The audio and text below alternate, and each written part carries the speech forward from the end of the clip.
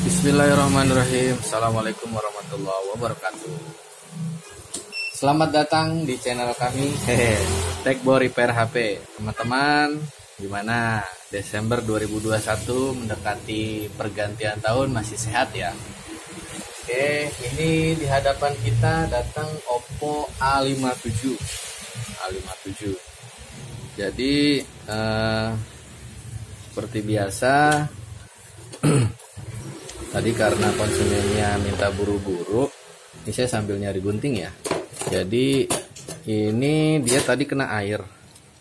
Saya tidak paham cukup informasinya. Dia kena air kapan? Cuma dia bilang dia driver ojek online. Nah, berembun, tidak bisa hidup HP-nya karena kemasukan air.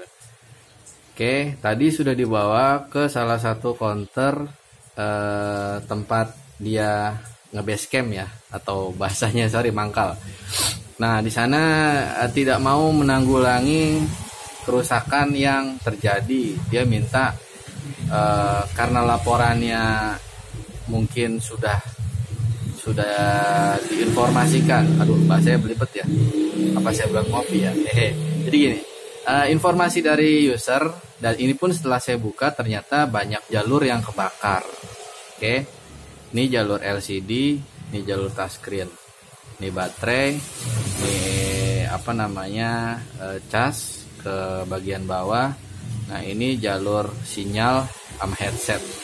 Oke, jika memang saya keliru, silakan tinggalkan komentar di kolom komentar ya. Tinggalkan komen di kolom komentar. Jadi yang saya maksudkan adalah kenapa kita ketika memang kewajiban kita untuk mengecek ataupun mencoba, kenapa kita tidak coba dulu dan harus membebankan customer dengan harus mengganti ini mengganti itu.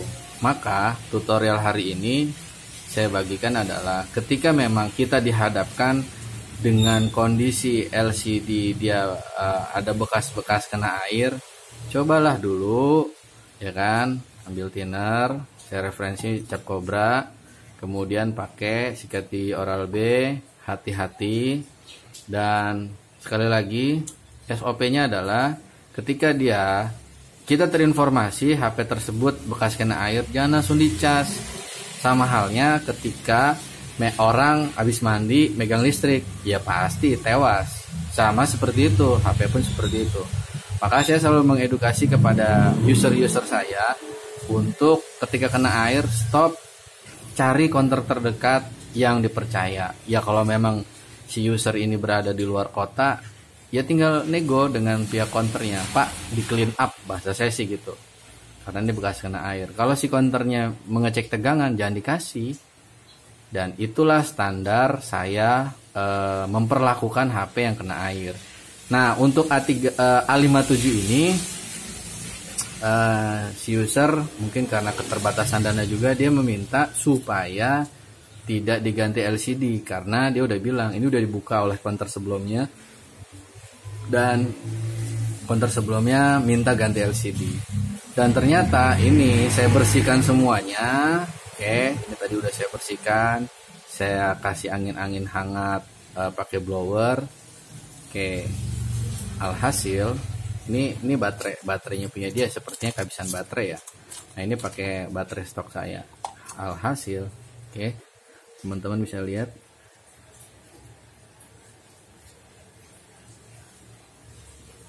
normal. Nah, sekali lagi saya setiap mereparasi jalur LCD, sekali lagi bagian ikhtiar kita adalah mencoba. Berhasil atau tidaknya ya sudah, kembalikan kepada yang maha kuasa. Kenapa demikian? Ya kita udah berusaha. Nah, ujung usaha kita apa? Tawakal. Udah gitu aja. Nah, cuma kalau saya selalu bilang, saya usahakan supaya tidak ganti LCD kalau memang dia kebakar. Memang ini tadi posisinya kelihatan semua ya, kebakar ya.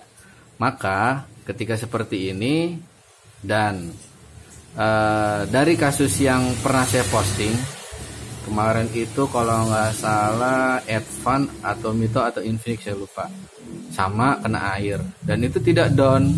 Oke, SOP-nya kita berjenjang, kita coba bersihkan. Nah, ketika kita coba bersihkan, mungkin LCD-nya dia tidak respon. Nah, maka kita fokus coba difokus di touchscreen-nya. Oke, kalaupun ternyata mesin hidup, LCD-nya tidak mau hidup, hanya bergetar, ya udah, kita upayakan cari error di bagian mana. Kalau memang dia putus jalur, semaksimal mungkin kita upayakan apakah kita solder ulang jalur yang putus atau kita jumper, seperti itu. Maka tutorial hari ini saya sekali lagi tidak bermaksud menggurui ya. Ada kalanya kita bekerja esek, bahasanya gitu ya. Esek itu gini loh. Bersihkan sek, selesai, down, berhasil. Ada kalanya kita udah nguras pikiran, nguras tenaga, ukur jalur sana sini dan belum tentu berhasil. Ya itulah bagian dari kehidupan teman-teman sekalian. Maka saran saya adalah ketika menghadapi seperti ini, kita harus dapat informasi yang setidaknya garis bawahnya tuh ini kena air, ini jatuh, ini ketindihan atau apa dari setiap HP. Setidaknya ketika kena air kita punya analisa tersendiri, jawaban-jawaban yang akhir kita tahu, atau pertanyaan-pertanyaan yang kita utarakan, kena airnya itu rembesan atau masuk ke ember atau apa. Oke. Dan ini ternyata berhasil tanpa ganti LCD, teman-teman. Ini agak lemot mungkin karena internalnya sudah penuh ya. Dan ini ketika saya coba cas, ada sedikit trouble di lubang casnya. Nah, ini tadi saya udah dapat nomor Nah, ini tidak respon ya. Ini sepertinya lubang casnya sudah aus. Tadi saya udah dapat nomor orang rumah dari customer, nomor istrinya. Jadi saya akan menghubungi, kita coba tanpa ganti fleksibelnya ya, tapi kita hanya fokus di ganti di lubang casnya aja. Mungkin ini nanti penggantian lubang cas ini saya buatkan tutorial terpisah ya. Jadi biar fokus kita adalah menghadapi HP yang kena air, baik dia rembesan atau yang lainnya, seperti itulah ya, kayak gitu. Baik, mungkin informasi ini bermanfaat buat teman-teman. Jadi garis besarnya sekali lagi sebelum saya kasih closing, jangan lupa di subscribe, di like, di komen, di share. Tinggalkan komen yang konstruktif atau membangun ya. Semoga bermanfaat. Jadi garis besarnya begini teman-teman. Ketika menghadapi HP mati karena kena air, kita nggak usah panik. Jangan malah lantas dicas. Mungkin rasa penasaran kita adalah si HP ini apakah masih hidup atau enggak.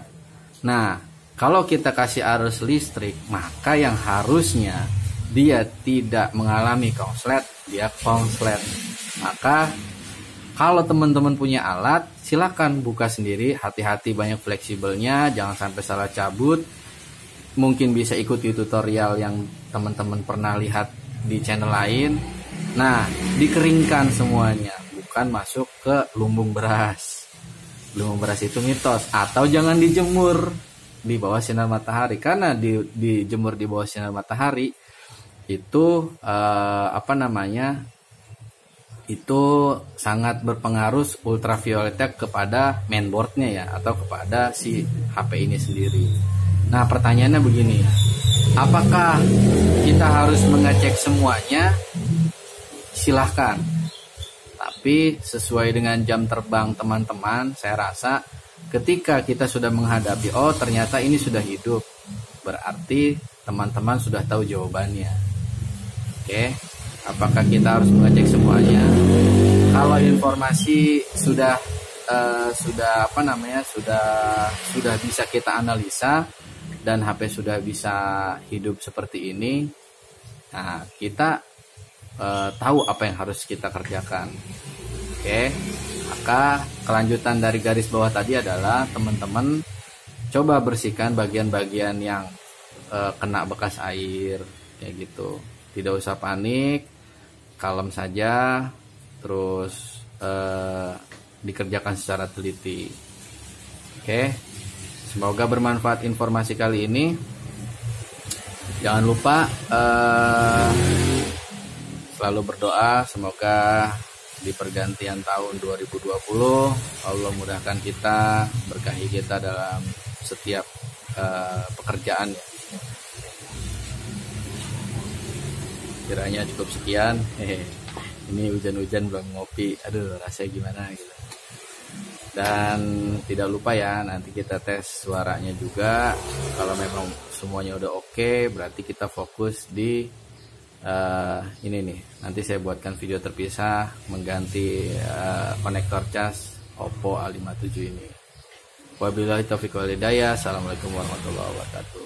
Mohon maaf jika ada kata-kata yang kurang tepat atau kurang berkenan. Bye bye. Dadah.